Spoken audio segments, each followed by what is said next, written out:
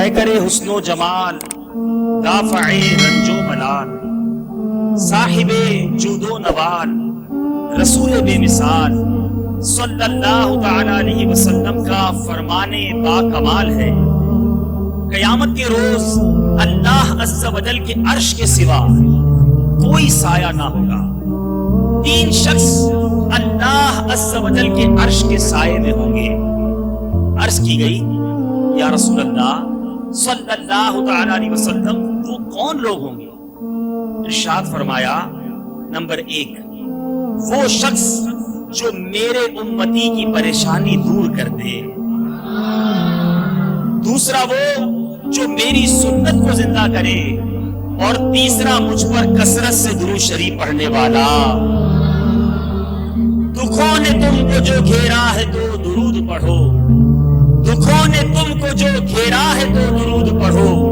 جو حاضری کی تمنا ہے تو درود پڑھو. صلو علی الحبیب صلی اللہ تعالی علی محمد صلی اللہ علیہ وسلم. پیارے اور محترم اسلامی بھائیوں، آج کے اس اجتماع ذکر و نعت میں جو کہ باب المدینہ کراچی کے علاقے سلطان آباد حاجی کیمپ کے قریب واقع جامع مسجد بسم اللہ میں ہو رہا ہے، انشاءاللہ توبہ کے موضوع سے متعلق کچھ سنیں گے کہ توبہ کی کیا اہمیت ہے. قرآن کریم فرقان حمید اور احادیث توبہ کے بارے میں ہماری کیا رہنمائی فرماتے ہیں، اور کیا توبہ کرنے کے کچھ طریقے بھی ہیں. انشاءاللہ مختصر سے وقت میں کوشش کریں گے کہ توبہ سے متعلق کچھ باتیں سمجھنے کی کوشش کی جائیں. اللہ تبارک و تعالی سے دعا ہے کہ مالک کریم ہمیں قرآن و سنت کی روشنی میں بیان کرنے اور سننے کی توفیق عطا فرمائے. یار اسلامی بھائیوں، ایسے پرفتن حالات اور ایسے گناہوں بھرے حالات کے اندر کہ جہاں گناہ کرنا بہت آسان ہو چکا ہے اور نیکی کرنا بہت مشکل، اور نفس و شیطان ہاتھ دھو کر انسان کے پیچھے پڑے ہوئے ہوں، ایسے ماحول میں انسان کا گناہوں سے بچنا بہت دشوار ہو جاتا ہے. لیکن یاد رکھیے گناہوں کا انجام ہلاکت اور رسوائی کے سوا کچھ بھی نہیں ہے. لہذا اس سے پہلے کہ قیام اجل آ پہنچے ہم اپنے عزیز و اقربا کو روتا چھوڑ کر دنیا کی رونقوں سے منہ موڑ کر قبر کے ہولناک اور تاریک گھڑے میں ہزاروں مردوں کے درمیان تنہا سو جائیں. ہمیں چاہیے کہ ان گناہوں سے چھٹکارے کی کوئی تدبیر کریں. اس کے لیے ضروری ہے کہ ہم اپنے پروردگار عز و جل سے سچی توبہ کریں، کیونکہ سچی توبہ ایسی چیز ہے جو ہر قسم کے گناہ کو انسان کے نامۂ اعمال سے دھو ڈالتی ہے. میرے پیارے اور محترم اسلامی بھائیوں، یہاں یہ بات سمجھنا ضروری ہے کہ اللہ تبارک و تعالیٰ کا پاک کلام توبہ کے حوالے سے ہماری کیا رہنمائی فرماتا ہے. چنانچہ 25 نمبر پارے میں سورہ شورا کی آیت نمبر 25 میں ارشاد ہوتا ہے، میرے آقا نعمت امام اہل سنت مجدد دین و ملت پروانہ شمع رسالت امام اہل سنت مولانا شاہ احمد رضا خان علیہ رحمت الرحمن اپنے شعرائے آفاق ترجمہ قرآن کنز الایمان میں اس آیت کا ترجمہ یوں فرماتے ہیں، اور وہی ہے جو اپنے بندوں کی توبہ قبول فرماتا اور گناہوں سے درگزر فرماتا ہے اور جانتا ہے جو کچھ تم کرتے ہو. اللہ تبارک و تعالی بندوں کی توبہ قبول فرماتا ہے. پیارے آقا علیہ الصلوۃ والسلام کی حدیث پاک سنیے اور جھوم اٹھیے. میرے آقا ارشاد فرماتے ہیں التائب من الذنب کمن لا ذنب لہ، یعنی گناہوں سے توبہ کرنے والا ایسا ہے گویا اس نے کبھی گناہ ہی نہ کیا ہو. غور تو کیجیے اللہ کی رحمت کیسی چھما چھم اس کے بندوں پر برس رہی ہے. ارے ہم کسی کا جرم کریں، ہم کسی کو ناراض کریں، ہماری تمنا یہ ہوتی ہے کہ بس وہ ہمیں معاف کر دے، لیکن یہ بات تو آپ اس کے دل سے نہیں نکال سکتے کہ تم نے میرا کبھی دل دکھایا تھا۔ ٹھیک ہے اس وقت اس نے معاف کر دیا، مگر انسان کے دل میں وہ بات باقی ضرور رہتی ہے۔ ہمیں وہ بدلہ نہیں لیتا، ہمیں وہ معاف کر دیتا ہے، مگر دل میں وہ بات باقی رہتی ہے۔ اللہ اکبر۔ حدیث پاک کا مفہوم کہ اگر توبہ کرنے والا اللہ تبارک و تعالیٰ کی بارگاہ میں گناہگار شخص ندامت کے ساتھ رو رو کر اپنے رب کی بارگاہ میں توبہ کر لے تو وہ ایسا ہے کہ جیسے اس نے گناہ کیا ہی نہیں ہو۔ حضرت سیدنا انس رضی اللہ تعالیٰ عنہ روایت کرتے ہیں کہ رسول اکرم نور مجسم شاہ آدم و بنی آدم صلی اللہ تعالیٰ علیہ وسلم نے ارشاد فرمایا، اللہ تعالیٰ فرماتا ہے، اے ابن آدم، تو نے جب بھی مجھے پکارا اور مجھ سے رجوع کیا، میں نے تیرے گناہوں کی بخشش کر دی اور مجھے اس کی پرواہ نہیں۔ اور اے ابن آدم، اگر تیرے گناہ آسمان تک پہنچ جائیں پھر تو مجھ سے مغفرت طلب کرے تو میں تیری بخشش کر دوں گا، اور تیری ذات بے نیاز ہے۔ اے ابن آدم، اگر تیری مجھ سے ملاقات اس حال میں ہو کہ تیرے گناہ پوری زمین کو گھیر لے لیکن تو نے شرک کا ارتکاب نہ کیا ہو تو میں تیرے گناہوں کو بخش دوں گا۔ میرے رب کی رحمت تو دیکھیے، اس کریم اور اس رحیم کے در سے رحمتوں کا برسنا تو دیکھیے۔ مجھے کوئی پرواہ نہیں اگر تو میرے پاس، میرا رب فرماتا ہے، ابن آدم، اگر تو مجھ سے تیری ملاقات اس حالت میں ہو کہ تیرے گناہوں نے ساری زمین کو بھر دیا ہو لیکن تو نے شرک کا ارتکاب نہ کیا تو میں تیرے گناہوں کو بخش دوں گا۔ حضرت سیدنا انس رضی اللہ تعالیٰ عنہ سے روایت ہے، آج اگر کوئی شخص جرم کرتا ہے اس کو عدالت میں پیش کر دیا جاتا ہے، اگر اس پر کوئی کیس ہو جائے، اگر کوئی دنیاوی کرائم کر لے، پہلے تھانے میں رپورٹ لکھوائی جاتی ہے، اس کے بعد وہ کیس عدالت میں جاتا ہے، اور عدالت میں جانے کے بعد اگر وہ شخص کسی طرح ضمانت دے کر یا اپنی سزا بھگت کر یا سامنے مقدمہ کرنے والا معاف کر دے، کمپرومائز ہو جائے تو اس کو چھوڑ دیا جاتا ہے، بری کر دیا جاتا ہے۔ مگر آپ یہ بات جانتے ہیں کہ اس کا کرمنل رپورٹ بیک گراؤنڈ ہے، وہ قائم رہتا ہے۔ کسی کو اگر آج سے 5 سال پہلے بھی سزا ہوئی ہو تو کورٹ میں اس شخص کا وہ کرائم رپورٹ باقی رہتی ہے، تھانے میں اس کا نام ضرور رہتا ہے، اس کا کریکٹر کلیئر نہیں ہوتا۔ میرے رب کا دربار بڑا نرالا ہے، اس رحمان کے در کے اصول بہت نرالے ہیں۔ اللہ اکبر۔ حضرت سیدنا انس رضی اللہ تعالیٰ عنہ سے روایت ہے کہ رسول اکرم نبی مکرم شہنشاہ دو عالم صلی اللہ تعالیٰ علیہ وسلم نے ارشاد فرمایا کہ جب بندہ اپنے گناہوں سے توبہ کرتا ہے تو اللہ عز و جل لکھنے والے فرشتوں کو اس کے گناہ بھلا دیتا ہے، اور اس طرح اس کے اعضاء یعنی ہاتھ پاؤں کو بھی بھلا دیتا ہے، اور اس زمین پر اس کے نشانات بھی مٹا ڈالتا ہے، یہاں تک کہ قیامت کے دن جب وہ اپنے اللہ سے ملے گا تو اللہ عز و جل کی طرف سے اس کے گناہ پر کوئی گواہ نہ ہوگا۔ غور کیجئے میرا رب کتنا قریب ہے۔ ارے بندہ ہی ہے جو اس کے دربار میں سر نہیں جھکاتا، بندہ ہی ہے جو اس کی بارگاہ میں آنسو نہیں بہاتا۔ آج کسی کا دل دکھا دیں، آج کسی کا حق دبا دیں، معاف تو کروا لیں گے مگر اس کے دل سے نہ نکال سکیں گے۔ کرائم رپورٹ اور آپ کا کرائم بیک گراؤنڈ ختم نہیں ہو سکتا، مگر میرے رب کی شان یہ ہے کہ جب وہ توبہ قبول فرماتا ہے، جب وہ بندے کو معافی عطا فرماتا ہے تو فرشتے جو گناہ لکھتے ہیں ان کو گناہ لکھنا بھلا دیتا ہے۔ جس زمین پر گناہ ہوتے ہیں اس زمین کو وہ جرم بھلا دیتا ہے۔ اللہ اکبر۔ جب وہ بندہ رب کی بارگاہ میں پیش ہوتا ہے تو اس کے تمام گناہوں پر کوئی گواہ بھی نہیں ہوتا، میرا رب اس کی بخشش فرما دیتا ہے۔ اے میرے پیارے اور محترم اسلامی بھائیوں، میرے آقا دو جہاں صلی اللہ تعالیٰ علیہ وسلم نے توبہ کے حوالے سے جو ترغیبات ارشاد فرمائی، ایسی احادیث کرام بھی موجود ہیں کہ جس میں میرے آقا نے توبہ سے متعلق ہمیں ترغیبات ارشاد فرمائی ہیں کہ توبہ کرنے کے بارے میں ترغیب دی گئی۔ آئیے وہ حدیث پاک سنتے ہیں۔ حضرت سیدنا انس رضی اللہ تعالیٰ عنہ کہتے ہیں کہ رسول اکرم صلی اللہ تعالیٰ علیہ وسلم نے ارشاد فرمایا، سارے انسان خطا کار ہیں، سارے انسان خطا کار ہیں، اور خطا کاروں میں سے بہتر وہ ہیں جو توبہ کر لیتے ہیں۔ ایک اور جگہ ایک آدمی نے حضرت سیدنا ابن مسعود رضی اللہ تعالیٰ عنہ سے پوچھا، ایک آدمی نے گناہ کیا، کیا اس کی توبہ کی کوئی صورت ہے؟ حضرت سیدنا ابن مسعود رضی اللہ تعالیٰ عنہ نے منہ دوسری طرف پھیر لیا، پھر دوبارہ ادھر توجہ کی تو ان کی آنکھیں ڈبڈبا رہی تھی، آنکھوں میں آنسو تھے۔ فرمایا جنت کے 8 دروازے ہیں، سب کھلتے اور بند ہوتے ہیں سوائے توبہ کے، اس لیے کہ توبہ کے دروازے پر ایک فرشتہ مقرر ہے جو بند نہیں ہوتا، اس لیے نیک عمل کرو اور مایوس نہ ہو۔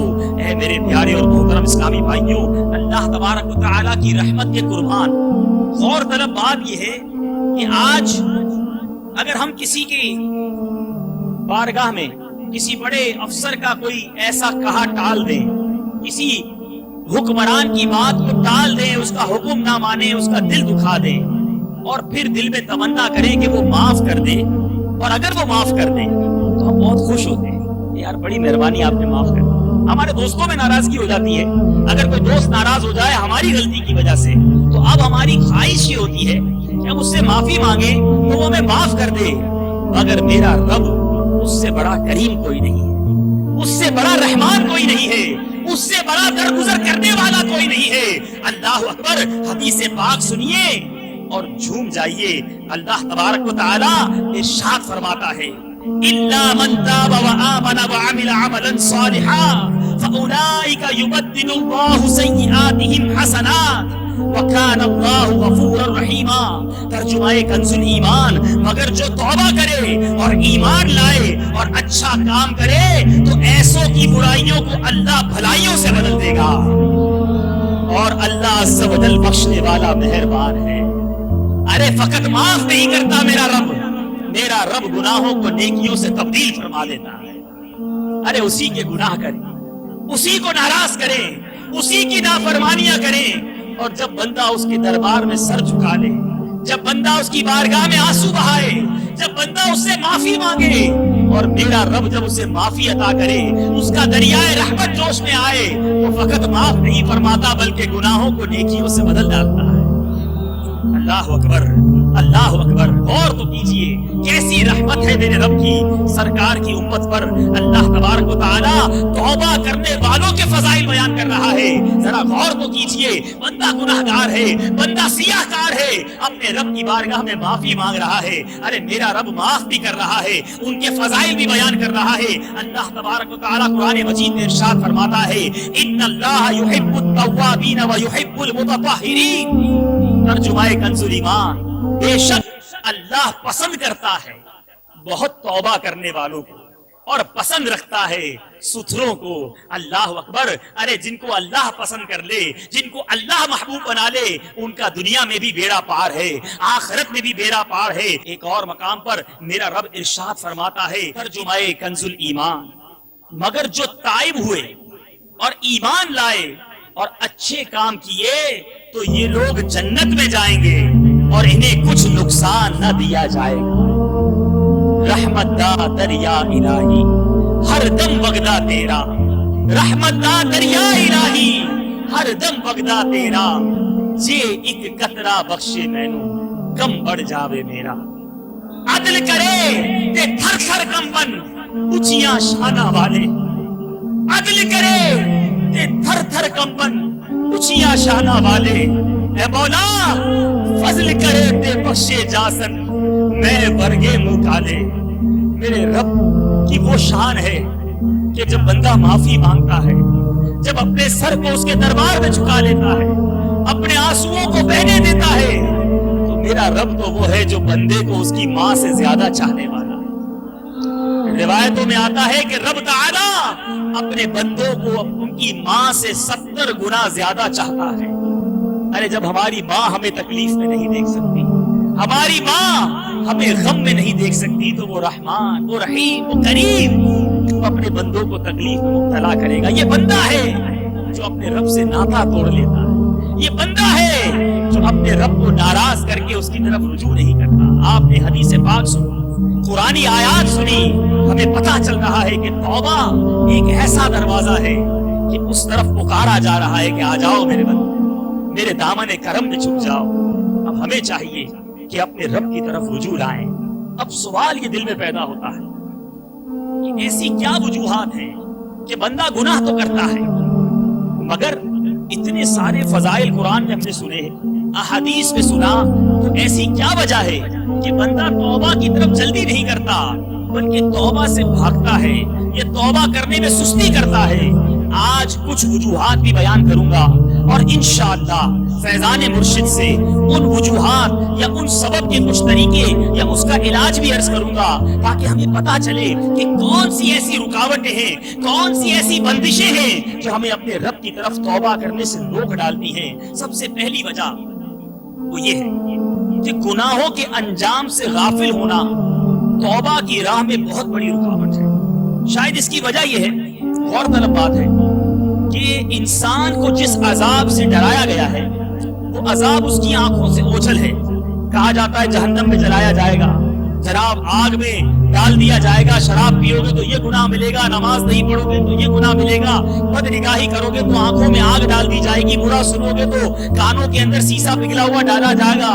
तो ये गुनाह के हम अजाब तो सुनते हैं, मगर ये अजाब इंसान की नजरों से ओझल है, उसने देखे नहीं है। तो इस वजह से ये इंसान का फितरी तकाजा है कि जो चीज कैश होती है, जिसका रिजल्ट फौरी मिलता है, इंसान उसकी तरफ चला जाता है, बाद वाले रिजल्ट को छोड़ देता है।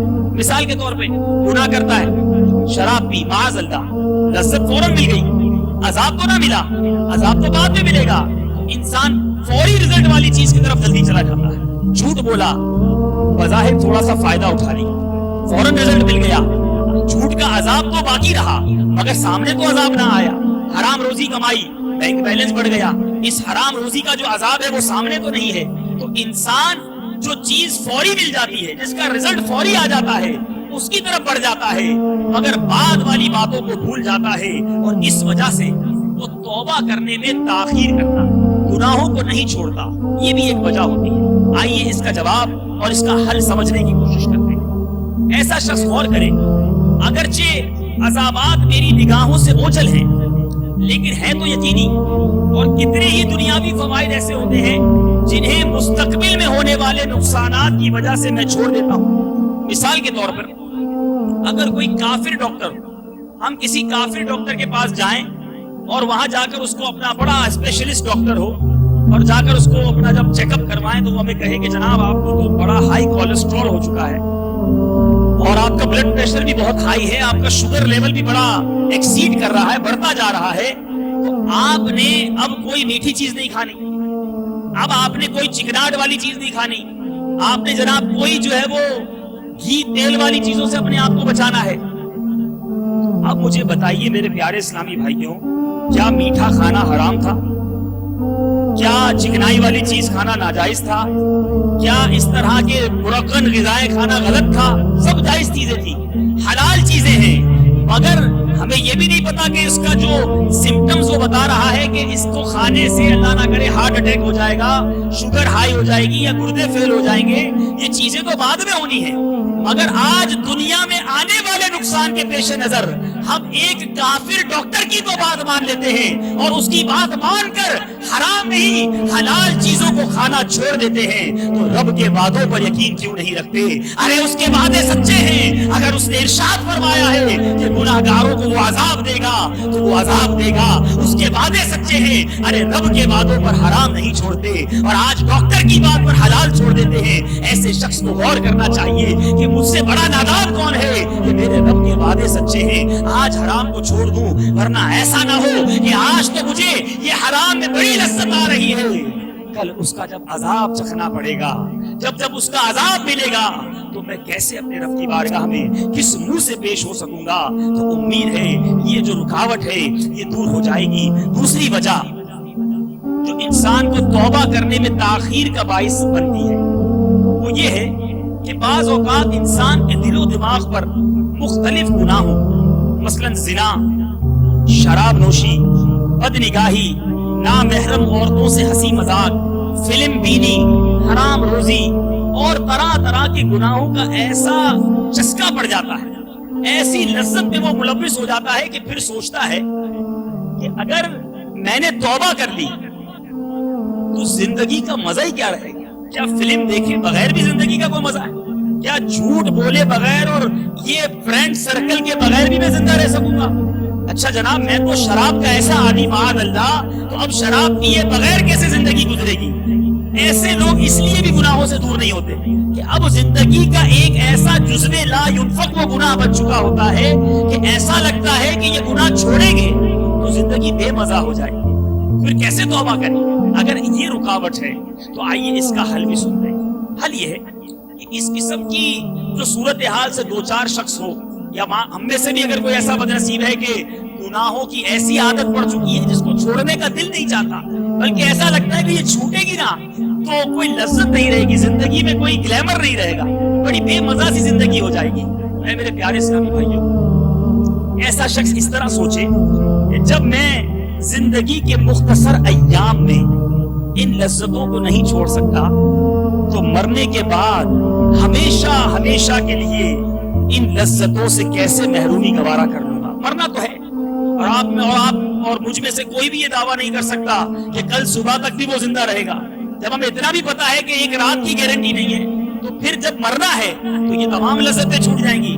آج دنیا میں نہیں چھوڑ رہے، مرنے کے بعد تو ویسے ہی چھوٹ جائیں گی۔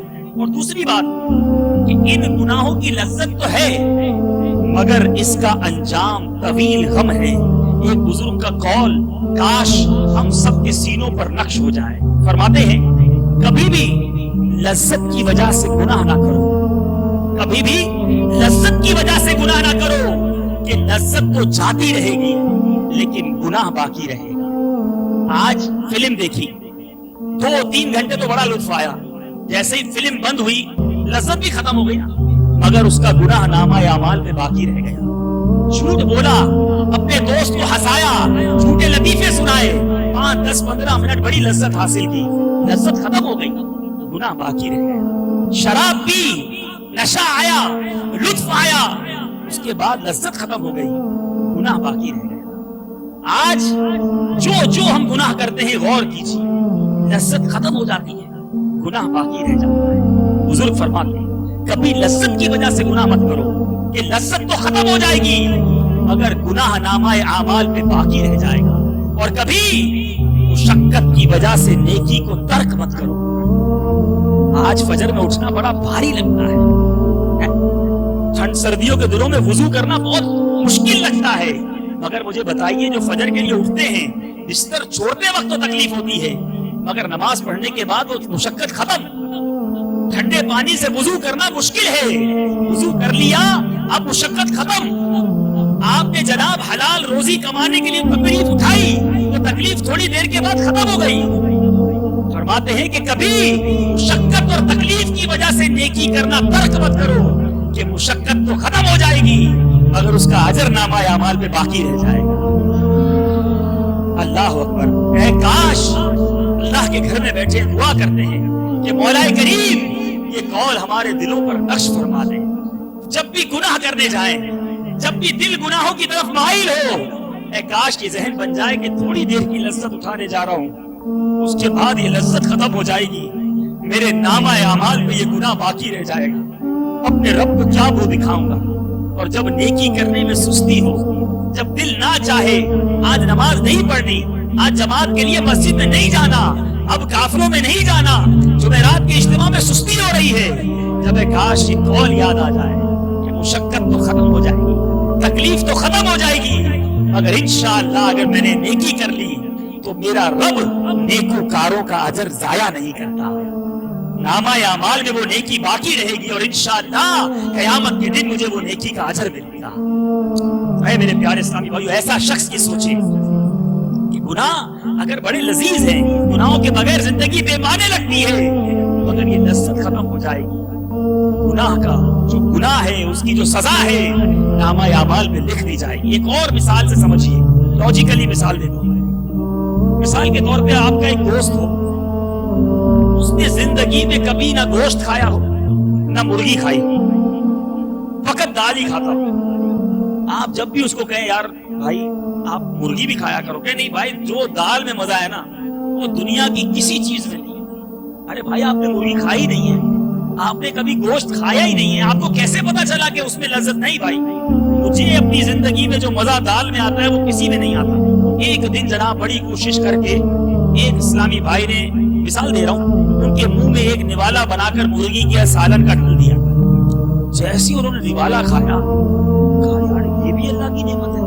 میں تو آج تک دال ہی کھاتا رہا اور سمجھتا رہا کہ اسی میں لذت ہے, مگر جب آج مرغی کھائی تو پتا چلا کہ اتنی لذیذ ڈش بھی دنیا میں موجود ہے.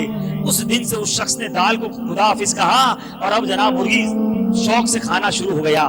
تو اے اسلامی بھائیوں, جو یہ سمجھتے ہیں کہ گناہ ہی میں لذت ہے, جو یہ سمجھتے ہیں کہ فقط برائیوں ہی میں لذت ہے, ارے کبھی تہجد کا مزہ بھی اٹھا کر دیکھ لو, کبھی نماز میں سر جھکا کر بھی دیکھ لو, ارے کبھی پانچوں وقت وضو کر کے مسجد کی پہلی صف میں آ کر با جماعت نماز پڑھ کے بھی دیکھ لو, کبھی حلال روزی کما کر اپنے بچوں کو حلال کا لقمہ کھلا کر دیکھ لو, ارے کبھی ان آنکھوں کو گناہوں کی طرف جانے سے روک کر اپنی نگاہوں کو نیچا کر کے دل میں جو سرور حاصل ہوتا ہے وہ سرور اٹھا کر دیکھ لو. ابھی تک تو گناہ ہی کی لذت دیکھی تھی, جب نیکیوں کی لذت حاصل ہوگی تو پتا چلے گا کہ زندگی کا مزہ ہی رب کی بندگی میں ہے.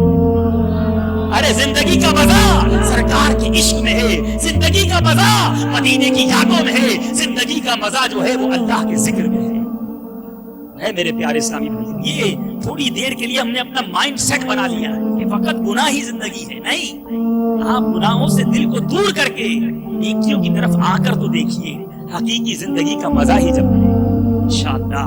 اسی طرح ایک اور بات, ایک اور جو وجہ توبہ میں تاخیر کا سبب بنتی ہے وہ یہ ہے, نفس و شیطان اس طرح انسان کا ذہن بناتے ہیں کہ ابھی تو بڑی عمر پڑی ہے, ارے ابھی تو جوانی کے دن ہے, ابھی تو خوشیوں کے دن ہے, ابھی سے مولوی بن جاؤ گے, ابھی سے گناہوں کو چھوڑ دو گے, ابھی سے مسجد میں چلے جاؤ گے.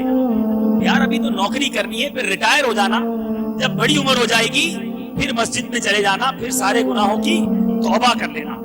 ایسا انسان جب نفس و شیطان کے اس مشورے پر عمل کرتا ہے تو توبہ میں تاخیر کرنا شروع کر دے. ابھی بعد میں کر لیں گے, بعد میں معافی مانگ لیں گے, بعد میں گناہ چھوڑ دیں گے. ایسے اسلامی بھائیوں کی بارگاہ میں عرض ہے کہ ان کو اس طرح غور کرنا چاہیے کہ موت کا آنا تو یقینی ہے, چاہے کوئی بھی فرقے سے تعلق رکھتا ہو, کسی بھی مذہب سے تعلق رکھتا ہو, کسی بھی ملک کسی بھی زبان کا شخص ہو. سائنٹیفک طور پہ بھی یہ بات ڈکلیئر ہے کہ جس انسان نے دنیا میں آیا ہے, آنا ہے, اس نے آخر اس کو موت بھی آنی ہے.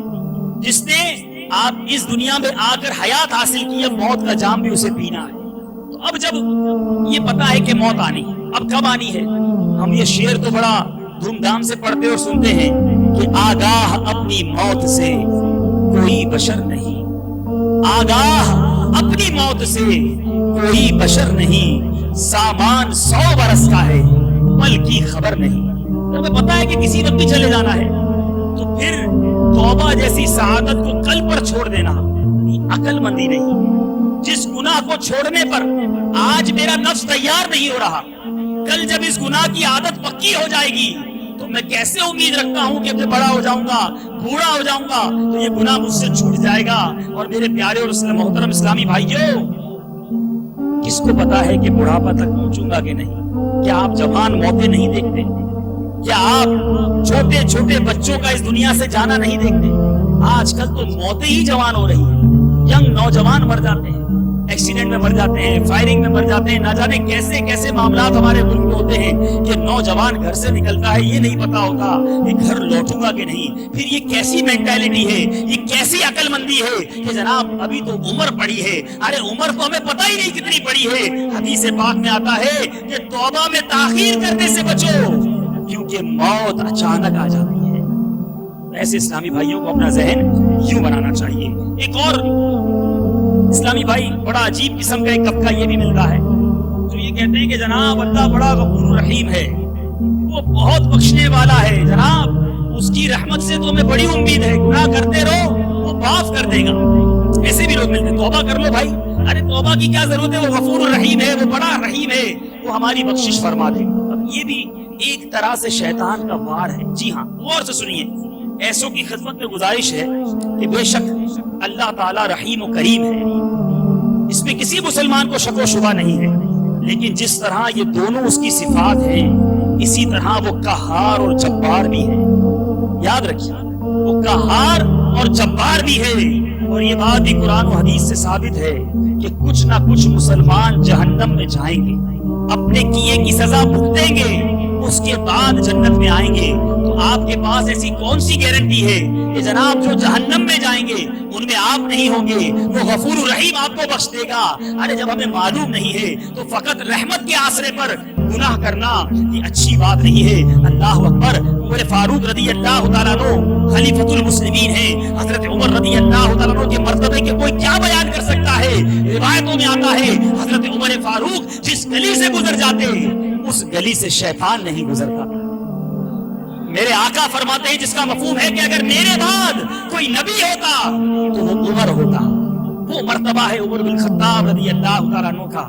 مگر آپ فرماتے ہیں کہ اگر قیامت کے دن یہ آواز دی جائے کہ ایک شخص کے سوا سب کے سب جہنم میں جائیں گے، ایک ہی جنت میں جائے گا، سب جہنم میں جائیں گے، تو میں اپنے رب کی رحمت سے امید رکھوں گا کہ وہ ایک جنت میں جانے والا میں ہوں اور آپ کا خوف خدا ملاحظہ ہو۔ فرماتے ہیں اور اگر یہ اعلان کیا جائے کہ سب جنت میں جائیں گے، ایک جہنم میں جائے گا، تو عمر یہ خوف رکھے گا کہ کہیں وہ ایک جہنم میں جانے والا میں نہ ہوں۔ تو ہے میرے پیارے اور محترم اسلامی بھائیو، یقیناً رب کی رحمت سے مایوس نہیں ہونا چاہیے، مگر رب کی رحمت پر دلیر بھی نہیں ہونا چاہیے، گناہوں پر دلیر نہیں ہونا چاہیے کہ جناب اب تو بخشے جائیں گے، وہ بڑا کریم ہے، جو کرنا ہے کر لو۔ نہیں، الایمان بین الخوف والرجا، ایمان خوف اور امید کے درمیان کی شے کا نام ہے۔ انسان رب کی رحمت پر جھومتا بھی رہے اور اس کے غضب پر لرزتا بھی رہے تو پھر ہی وہ شخص صحیح معنوں پر ایمان پر کامل ہے۔ مولا علی کرم اللہ تعالی وجہ الکریم کا فرمان سنیے، آپ نے اپنے بیٹے سے فرمایا، اے بیٹے اللہ تعالیٰ سے ایسا خوف رکھو کہ تمہیں گمان ہونے لگے کہ اگر تم تمام اہل زمین کی نیکیاں لے کر اس کے دربار میں پیش ہوگے تو وہ انہیں قبول نہ کرے گا، اور اللہ تعالیٰ سے ایسی امید رکھو کہ ساری دنیا والوں کے گناہ لے کر اس کے پاس پہنچو گے اور وہ تمہاری بخشش فرما لے گا۔ یہ ہے ایمان کی روح کہ بندہ لرزتا بھی رہے، کانپتا بھی رہے، ڈرتا بھی رہے اور اس کی رحمت سے امید بھی رکھتا رہے۔ ایک توبہ نہ کرنے والوں کی ایک قسم اور بھی ہے، وہ ہیں جو فرماتے ہیں کہ جناب اب تو اتنے گناہ ہو گئے، اب تو ایسی ایسی خطائیں کر لی کہ اب ہماری توبہ ہی قبول نہیں ہوگی، تو اب توبہ کرنے کا کیا فائدہ؟ یعنی بالکل ہی رب کی رحمت سے مایوس ہو جاتے ہیں۔ اے میرے پیارے اور محترم اسلامی بھائیوں، جہاں اللہ کی رحمت سے بے حد دلیر ہو کر گناہ نہیں کرنے، وہاں اس کی رحمت سے مایوس بھی نہیں ہونا۔ اللہ تبارک و تعالیٰ نے ارشاد فرمایا، لا تقنطوا من رحمت اللہ ان اللہ یغفر الذنوب جمیعا۔ ترجمہ کنز الایمان، اللہ کی رحمت سے نا امید نہ ہو، بے شک اللہ سب گناہ بخش دیتا ہے۔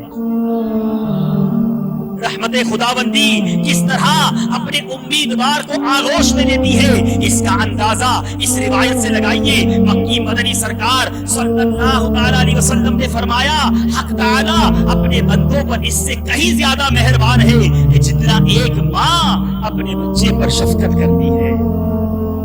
اے میرے پیارے اور محترم اسلامی بھائیوں، اللہ کی رحمت کے بارے میں ایک حدیث پاک سنی اور جھوم اٹھیے۔ حضرت سیدنا ابو ہریرہ رضی اللہ تعالیٰ عنہ فرماتے ہیں کہ دو شخصوں کو جہنم سے باہر لایا جائے گا، پہلے جہنم میں ہوں گے، انہیں جہنم سے باہر لایا جائے گا۔ حق تعالیٰ ارشاد فرمائے گا، جو عذاب تم نے دیکھا وہ تمہارے عملوں کے سبب تھا، میں اپنے بندوں پر ظلم نہیں کرتا۔ پھر ان دونوں کو دوبارہ جہنم میں ڈالے جانے کا حکم سنا دیا جائے گا۔ ان میں سے ایک شخص جلدی جلدی دوزخ کی طرف جائے گا اور کہتا جائے گا، میں گناہوں کے بوجھ سے اتنا ڈر گیا ہوں کہ اب اس کے حکم کی پورا کرنے میں کوئی کوتاہی نہیں کرنا چاہتا، اب یہ حکم تو مان لوں، اپنے رب کا کوئی حکم نہیں مانا، اب جہنم میں جلدی جلدی جانے لگ جائے گا۔ اور دوسرا کہے گا، اے میرے رب، میں نیک گمان رکھتا تھا، مجھے امید تھی کہ ایک مرتبہ دوزخ سے نکالنے کے بعد دوبارہ دوزخ میں ڈالنا تیری رحمت گوارا نہ کرے گی۔ تب اللہ تعالیٰ کی رحمت جوش میں آئے گی اور ان دونوں کو جنت میں جانے کا حکم سنا دیا جائے گا۔ کیسے میرے رب کی رحمت ہے، میرا رب تو بندوں کو بخشنا چاہتا ہے۔ رحمت حق بہا نمی جوید، رحمت حق بہا نمی جوید، کہ میرے رب کی رحمت قیمت طلب نہیں کرتی، بلکہ میرے رب کی رحمت تو بہانے تلاش کرتی۔ کہ میرا بندہ آ جائے تو میں اس کی بخشش کر دوں، اپنے سر کو جھکا لے، اپنے اندر ندامت پیدا کر لے، توبہ کر لے۔ اے میرے پیارے اور محترم اسلامی بھائیوں، انسان چاہے کتنے ہی گناہ اس سے کیوں نہ ہو جائیں، لیکن جب وہ نادم ہو کر توبہ کے لیے بارگاہ الہی میں حاضر ہو جائے تو اس کے گناہ معاف کر دیے جاتے ہیں۔ چنانچہ حضرت سیدنا ابو ہریرہ رضی اللہ تعالیٰ عنہ سے روایت ہے کہ رحمت عالم صلی اللہ تعالیٰ علیہ وسلم نے فرمایا، اگر تم گناہ کرتے رہو یہاں تک کہ وہ آسمان تک پہنچ جائیں، پھر تم توبہ کرو، تب بھی اللہ عز و جل تمہاری توبہ قبول فرما لے گا۔ اسی طرح میرے پیارے اور محترم اسلامی بھائیوں، ایک اور جو توبہ کرنے میں رکاوٹ بنتی ہے، جو وجہ ہے، وہ یہ بھی ہے کہ بندہ یہ عذر پیش کرتا ہے کہ مجھے اپنے آپ پر اعتماد نہیں ہے کہ میں توبہ کر کے پھر گناہ کر لیتا ہوں، توبہ پر استقامت نہیں ہے، میں کیوں توبہ کروں، توبہ کرتا ہوں پھر گناہ ہو جاتے ہیں تو توبہ ہی نہیں کرتا بندہ۔ میرے پیارے اسلامی بھائیوں، یہ سراسر شیطانی وسوسہ ہے، کیونکہ آپ کو کیا معلوم کہ توبہ کرنے کے بعد آپ زندہ رہیں گے کہ نہیں۔ ہو سکتا ہے توبہ کرتے ہی موت آ جائے اور گناہ کرنے کا موقع ہی نہ ملے، اور وقت توبہ آئندہ کے لیے گناہوں سے بچنے کا پختہ ارادہ ہونا ضروری ہے۔ گناہوں سے بچنے پر استقامت دینے والی ذات تو رب کائنات کی ہے۔ اگر بعد توبہ گناہ ہو بھی جائے تو دوبارہ پرخلوص توبہ کر لینی چاہیے، کہ ہو سکتا ہے یہی آخری توبہ ہو اور اسی پر دنیا سے جانا نصیب ہو۔ حضرت سیدنا ابو سعید رضی اللہ تعالیٰ عنہ بیان کرتے ہیں کہ رسول اکرم صلی اللہ تعالیٰ علیہ وسلم نے ارشاد فرمایا، شیطان نے اللہ تعالیٰ کی بارگاہ میں کہا، اے میرے رب، مجھے تیرے عزت و جلال کی قسم، جب تک بندوں کے جسموں میں روح باقی ہے میں انہیں بہکاتا رہوں گا۔ اللہ تعالیٰ نے جواباً ارشاد فرمایا، مجھے اپنے عزت و جلال کی قسم اور بلند مقام کی قسم، اللہ تعالیٰ نے کیا فرمایا، میں ہمیشہ اس وقت تک ان کی مغفرت کرتا رہوں گا جب تک وہ مجھ سے مغفرت مانگتے رہیں گے۔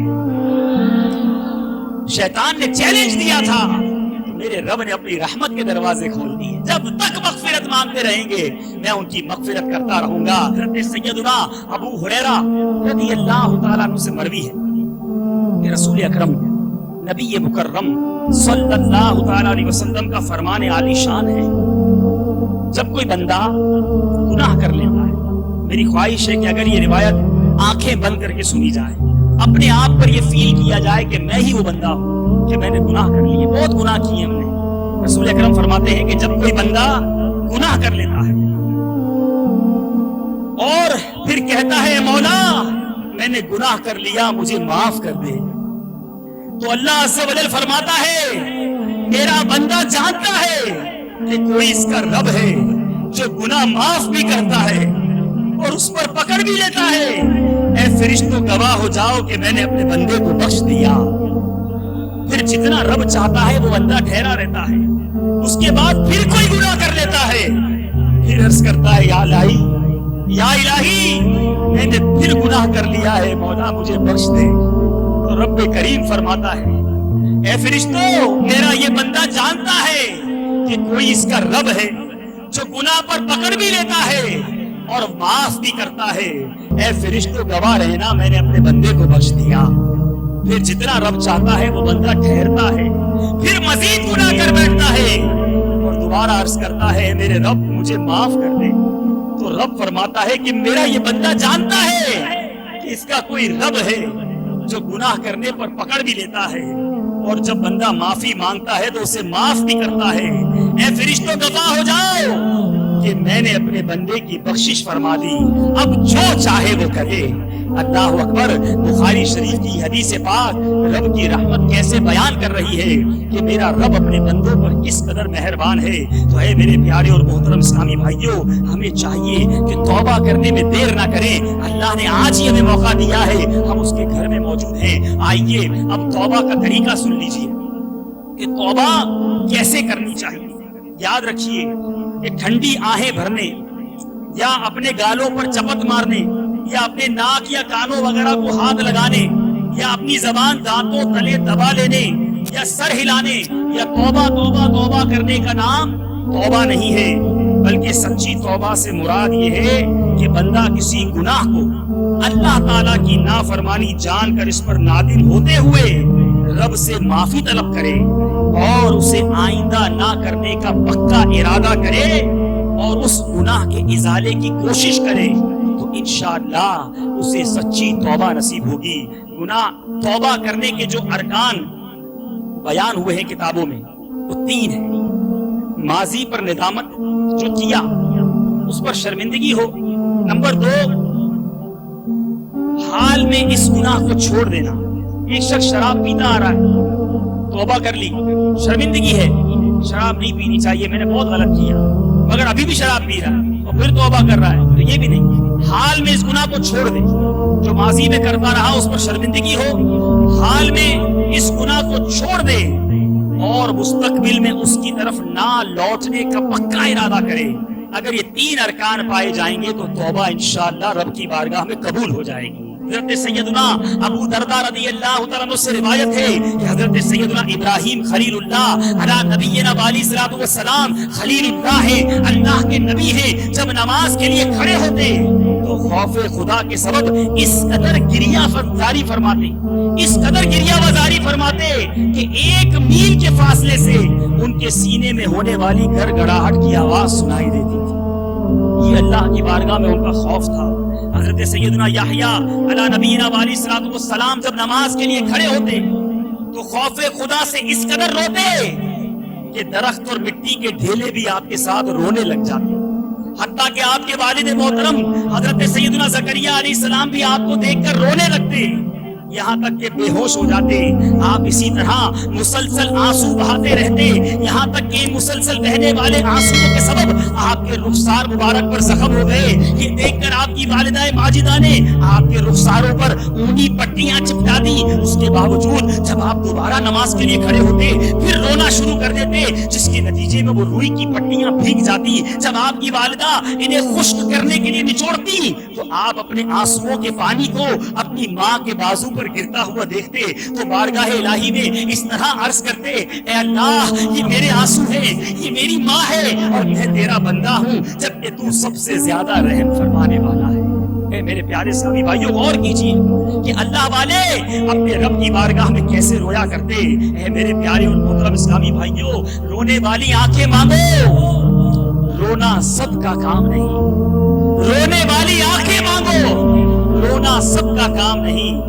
जिक्र मोहब्बत आम है लेकिन सोज़े मोहब्बत आम नहीं। रोने वाले कैसे खुशनसीब होते हैं, इस रिवायत से सुनिए और झूम जाइए। मरवी है कि क़यामत के दिन एक शख्स बारगाह खुदाबंदी में लाया जाएगा और उसे उसका अमाल नामा दिया जाएगा तो वो उसमें कसीर गुनाह पाएगा।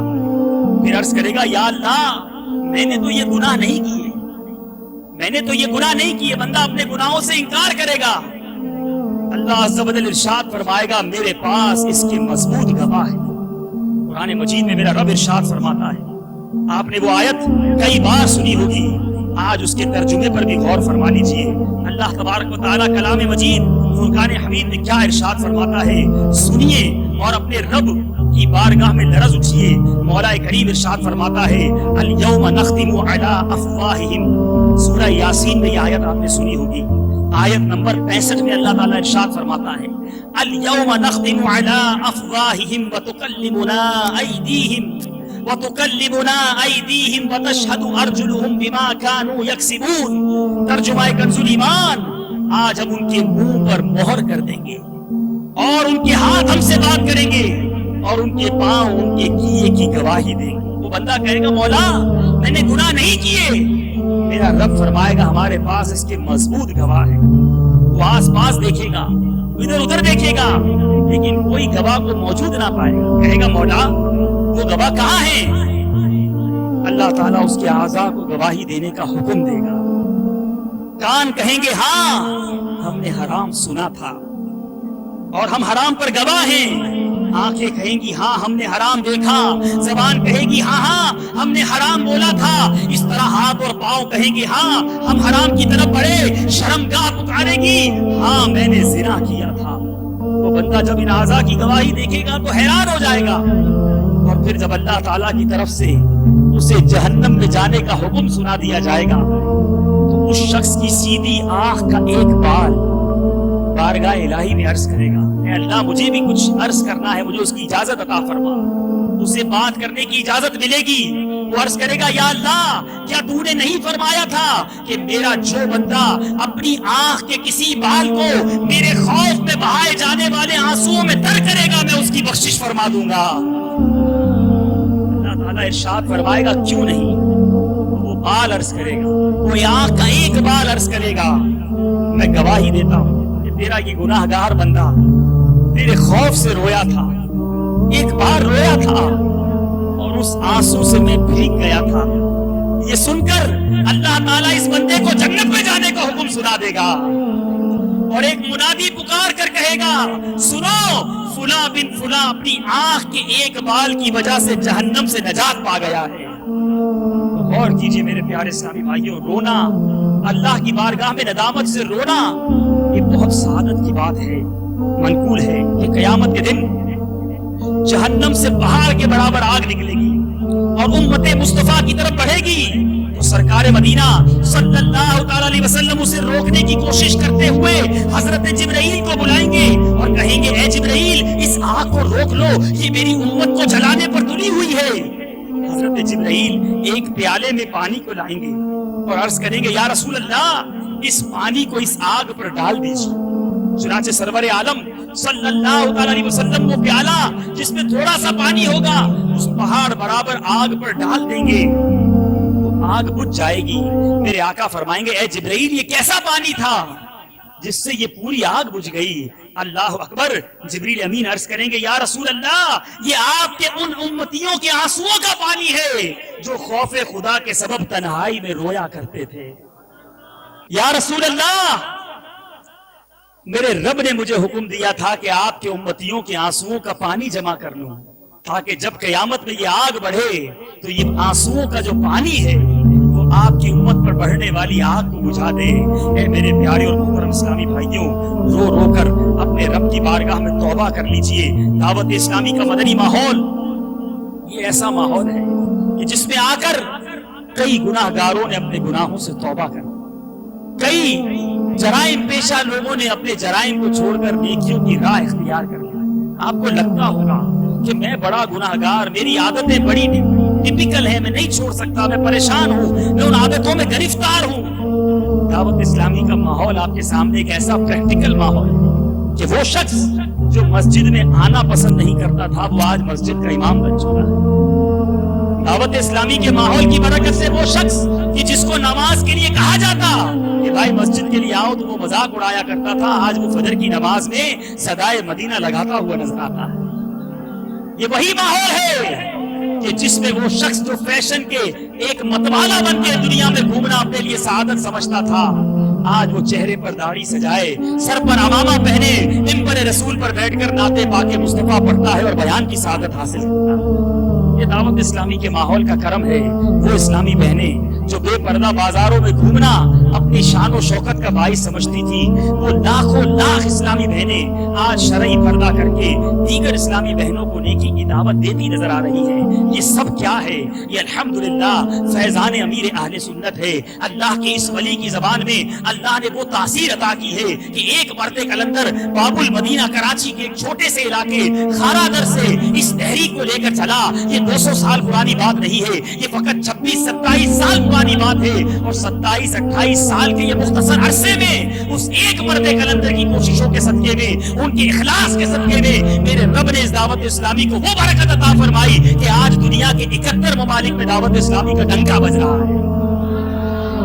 لاکھوں مسلمانوں کی اصلاح ہوئی اور کئی کفار مسلمان ہو کر اس مدنی ماحول میں آ کر اپنی آخرت کو سنوار رہے ہیں, توبہ کر رہے ہیں, گناہوں کو چھوڑ رہے ہیں, نیکیوں کو اپنا رہے ہیں. آپ سے بھی گزارش کرتا ہوں اس مدنی کاروان میں شامل ہو جائیے. ارے گناہوں بھری زندگی میں کچھ نہیں رکھا. مدنی چینل پر بھی جو ناظرین یہ بیان سنے ان کو بھی میں دعوت دیتا ہوں, دنیا میں جہاں کہیں آپ یہ بیان سن رہے ہیں, اے میرے پیارے اسلامی بھائیوں, مدنی چینل کے ناظرین ان گناہوں بھری زندگی کو چھوڑ دیجیے. بہت اپنے رب کو ناراض کر لیا, ارے بڑی نافرمانی والے کام کر دیے. کب تک اپنے رب کو ناراض کرتے رہیں گے؟ کب تک صبح شام گناہ کر کے اپنے نامہ اعمال میں گناہ لکھواتے رہیں گے؟ ارے نہ جانے کب زندگی کی شام ڈھل جائے, نہ جانے کب اس دنیا سے جانا پڑ جائے. اور اگر یہ گناہوں بھری زندگی گزار کر اپنے رب کی بارگاہ میں پیش ہوئے, کیا منہ دکھائیں گے؟ کیا رب کو جواب دیں گے؟ ارے میرے رب کے فرمان ہم نے سنے, میرے بندو توبہ کر لو, میں تمہاری توبہ قبول کر لوں گا. ارے میرا رب تو توبہ کرنے والوں کے فقط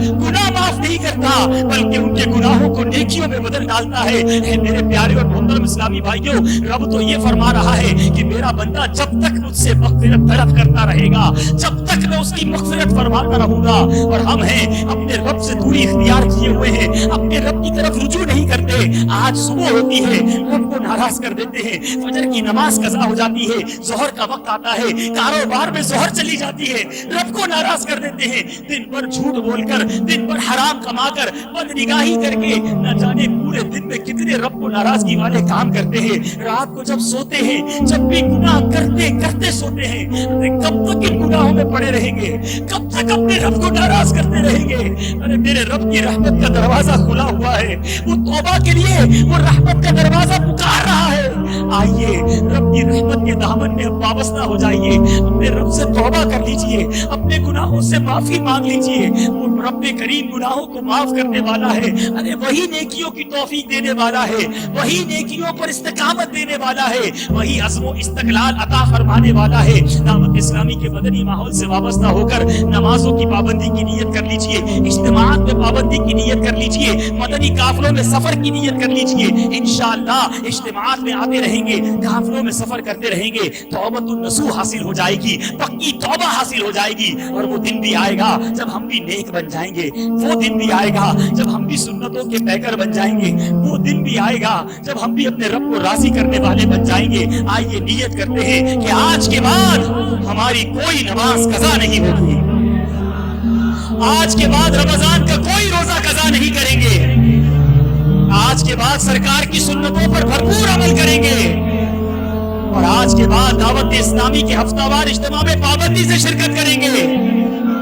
ہر مہینے 3 دن, ہر 12 ماہ میں 30 دن, اور اللہ توفیق عطا فرمائے تو زندگی میں یکمشت 12 ماہ کے مدنی قافلے میں سفر کریں گے. اللہ تعالیٰ کی بارگاہ میں دعا ہے کہ مالک کریم ہم سب کو سچی توبہ عطا فرمائے اور اس توبہ پر استقامت نصیب فرمائے, اور مرنے سے پہلے مولا کریم ہم سب کے گناہوں کو معاف فرمائے. اپنے بیان کو اختتام کی طرف لاتے ہوئے مدنی مرکز کے طریقہ کار کے مطابق چند سنتیں اور آداب بیان کروں گا. ان مدنی پھولوں کو اپنے دل کے مدنی گلدستے میں سجاتے جائیے. الحمدللہ رب العالمین کے 17 حروف کی نسبت سے چھینکنے کے آداب کے 17 مدنی پھول سماعت فرمائی. انسان کو چھینک بھی آتی ہے, اس کا کیا طریقہ ہے اور آداب کیا ہے, سماعت فرمائی. یہی دعوت اسلامی کا فیضان ہے کہ ہمیں زندگی گزارنے کے ہر گوشے کے آداب بتائے جاتے ہیں, سنتیں بتائی جاتی ہیں کہ انسان جب چلے پھرے اٹھے بیٹھے مسلمان ہے تو سرکار کا امتی نظر آنا چاہیے, سرکار کی سنتوں کا پیکر نظر آنا چاہیے.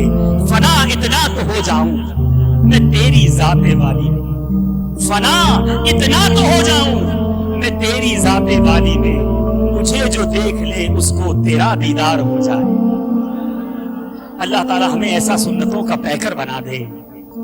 فرمان مصطفیٰ صلی اللہ علیہ وسلم, اللہ عز و جل کو چھینک پسند ہے اور جماہی ناپسند. چھینک کے وقت سر جھکائیے, منہ چھپائیے اور آواز آہستہ نکالیے.